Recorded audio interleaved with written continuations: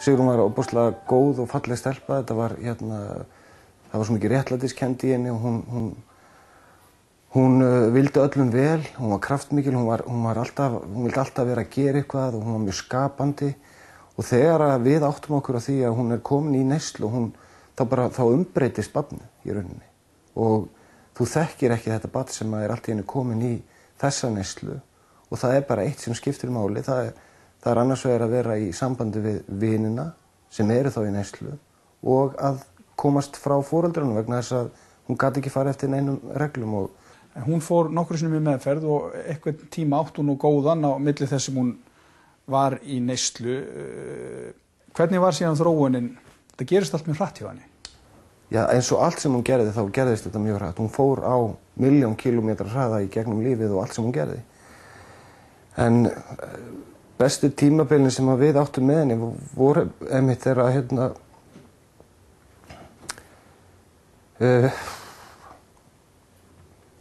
þegar hún var að koma úr meðferð og þegar, þú veist, maður sá aftur stelpuna bara sem við áttum og allt þetta góða í henni og já, allt þetta góða sem maður vissi að það var þarna inni og allt það. En svo þegar hún kemur úr þessum meðferðum þá ertu farin að finna það að þú getur talað við hana bara sem Sigrúnu Mjöll. Og hún þá farin frá vinunum sem voru í neyslunni, hún farin úr þessari fíkn og hún svona að vinna í þessu og já, hvað ég segja, það bara þessi tilfinning sko að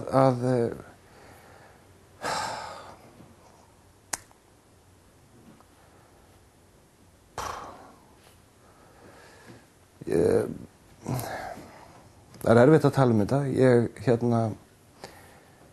Af því þegar maður hugsar barnið sitt sem þegar hún kom, þessi góða stelpa og berða síðan saman við stúlkuna sem var í neyslunni af því að þú þekktir það barn ekki. Og það foreldrar að upplifa. Þetta ekki sama manneskjan? Þetta ekki sama manneskjan en tíminn þegar hún kom úr meðferðunum, hann var mjög góður og þá sýndi hún það að hann langaði til að vera edrú en það var alltaf eitthvað, þessi litli nesti sem varða einhverju báli þegar hún bara þurfti að fara aftur og finna vinina sína og það var eitthvað, fjölskyldan gat ekki haldið henni heima og það voru við alltaf að berjast við, það var tekið vel á mótinni, það vantaði ekkert upp á það. En það bara þessi kraftar þarna úti voru sterkari heldur en fjölskylduböndin. Það verður ákveðin örlagastund í hennar lífi að mati ykkar foreldrana þegar hún kynnist manni sem þá var 29 ára gamall, talsvert eldri en hún. Það breytir hennar neyslu og hennar hegðun mikið. Útskýrðu af hverju þetta svona mikill vendipunktur? Já, það sem gerist að hún kynnist þessum manni sem 29 ára og 13 árum eldri en hún. Maður sem hefur mikla reynslu af fíkniefnaheiminum, hefur sjálfur verið að sprauta sig og hefur aðgang að miklu magna lyfjum. Sigrún, áður en hún kynnist þessum manni, þá var hún ekki byrjuð í þessu svokallaða læknadópi. Hún var í þessum hefðbundnu fíkniefnum og með mun yngra fólki. Þessi maður heltekur hana. Þau voru töluð það að gifta sig og hún þá inn og út meðferðum á Vogi og það truflar alla hennar vinnu í sjálfri sér við það að verða edrú. Ég reyndi þegar ég kemst að þessu, ég held að það hafi verið í febrúar vegna þess að það var ekkert samband á milli okkar á þessum tíma. Ég var búinn að gefast upp, ég á 3 börn og orkan sem fer í akkurat þetta og búið að taka 3 ár, hún alveg gífurleg og skilaboðin og kerfinu voru, hún þarf að finna botninn sinn og ég ákvað að leyfa því að gerast. Ég tala við félagsþjónustunni, ég tala við barnaverndarfulltrúa, ég tala við barnaverndarstofu, ég tala við lögregluna og ég spyr hvað þetta að gera? Þetta að ná í stelpuna og taka hana frá þessum manni? Það var ekki hægt. Það sem ég síðan ræddi við góðan vinn minn sem einmitt starfandi á meðferðarheimili og ég hef leitað mikið til og svona trúnaðar maður minn. Ég sagði við hann, á ég ekki bara safna saman vinnum mínum og ná í stelpuna og hóta þessum manni. Og hann sagði mér að gera það ekki, það yrði allt miklu verra og eftir og í sjálfu sér alveg hægt að skilja það, en í dag sé ég eftir að ég hafi gert það ekki gert það. En síðan líður tíminn og þarna bara örfáa mánuðum eftir að hún kynnist þessu manni, þá heyrir þú í henni símleiðis og síðan færðu þetta örlega þrungna símtal daginn eftir 3. júní. Ég hafði ekki heyrt í stelpunni frá því í janúar, febrúar, janúar held ég. Og ég fæ símtal 2. júní. Og ég man hvar ég var staddur þegar ég fekk þetta símtal, þess að kom mér verulega óvart og símtalið var bara stutt, mjög stutt. Hei pabbi, eigum við ekki að byggja upp svona feðra- og dætrasamband? Og ég sagði jú. Eigum við ekki að reyna að hittast pabbi? Og ég sagði jú. Og ég var búinn að segja henni það að ég vildi hitta hana þegar hún var í edrú, hvenær sem hún var í edrú, ég vildi ekki hitta hana þegar hún var í neyslu. Og hún sagðist vera edrú á þessum tímabili, hún var á AA-fundum og við ákváðum það að hittast sem sagt 2 dögum seinna. En svo það bara í klukkan 1:30 daginn eftir að ég fæ þetta símtal frá Landspítalanum að hún sé látin. Og hvernig, þú ert búin að hafa ár núna til þess að hugsa þetta allt saman og melta þetta, skoða þetta væntanlega frá öllum hliðum eins og ég mynda mér að foreldrar geri í þessari stöðu. Kennurðu einhverju ákveðnu í dag að svona fór? Ég veit að hún væri lifandi í dag ef hún hefði ekki kynnst þessu manni. Það klárt í mínum huga. Hún hefði ekki verið komin í þetta læknadóp. Morfín að drepa fullt af fólki á Íslandi á hverju einasta ári. Og það fullt af fólki að sprauta sig með morfíni. Og hún væri lifandi í dag ef hún hefði ekki komist í kynni við þennan dópheim. Já. Hún svo ung þegar hún deyr, hún bara barn, 17 ára gömul. Hvernig finnst þér hafa verið tekið á í framhaldinu? Hvernig var þetta til dæmis rannsakað? Hvað gerðist þegar að hún deyr? Ég nú búinn að starfa í blaðamennsku í talsverðan tíma og ég mjög gagnrýninn í hugsun. Og ég óskaði eftir að fá öll gögn lögreglunar rannsókn á látinnar. Og ég sá bara stimpil á skýrslunum. Það stóð bara dópist. Þú sérð ekki stimpilinn en þá lesti gegnum skýrslunar og þá áttar það á því að þarna stendur dópisti. Andlát 17 ára stúlku í blóma lífsins bara rannsakað sem, ég veit ekki, mér finnst það rannsakað eins og þetta væri innbrotaræða. Það var ekki eins og það væri rannsókn í gangi þarna hefði ung stúlka dáið.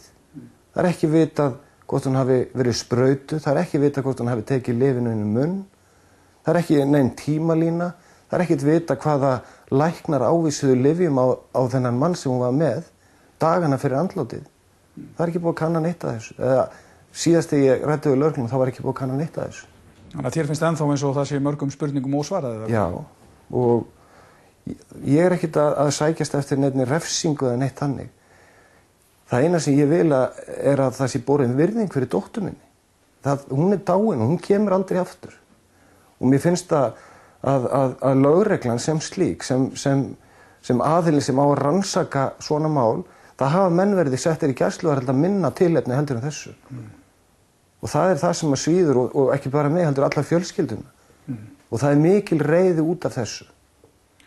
Svo við setjum þetta nú eitthvað í pínlítið í samhengi. Við erum með hérna borði umbúðir utan af læknadópi. Geturðu sagt okkur hvað þetta er? Þetta óskaplegt magn af læknadópi. Þetta eru lyfjapakningar sem eru allar stílaðar á þennan mann sem að Sigrún var með og fengnar á einhverja mánaðartímabili. Þetta er morfín, þetta er morfínplástrar, morfíntöflur, þetta eru svefnpillur, þetta er róandi.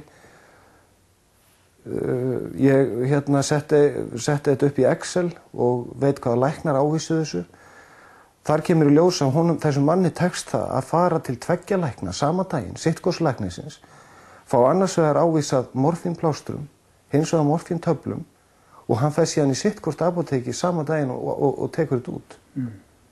Og það hringja engar bjöllur hjá landlæknisembætti eða neinum.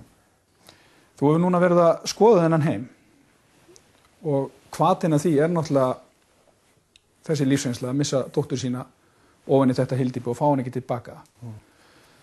Hverju hefur þú komið stað? Þú gerðir þér einhverja hugmynd hvernig þetta var áður en þú fórst af stað. Hver er myndin í þínum huga í dag? Sigrún Mjöll, þegar ég starfaði fyrir Kompás á Stöð 2, þá var Sigrún Mjöll oft kveikjan að mörgum fréttum sem ég gerði þar fíkniefnaheiminn. Ég setti mér 3 markmið þegar hún dó, stutt eftir hún dó, að það var það að gera sjónvarpsþátt um þetta og fjalla hennar líf og segja hvað gerðist. Ég ákvað að ásamt fjölskyldunni að stofna minningarsjóð sem hefur það hlutverk að styðja við bakið á krökkum sem í meðferð á hverjum tíma til skapandi verkefna og síðan ég að skrifa bók hana sem kemur út fyrir jólin og allur hagnaður af þeirri bók rennur í minningarsjóðin.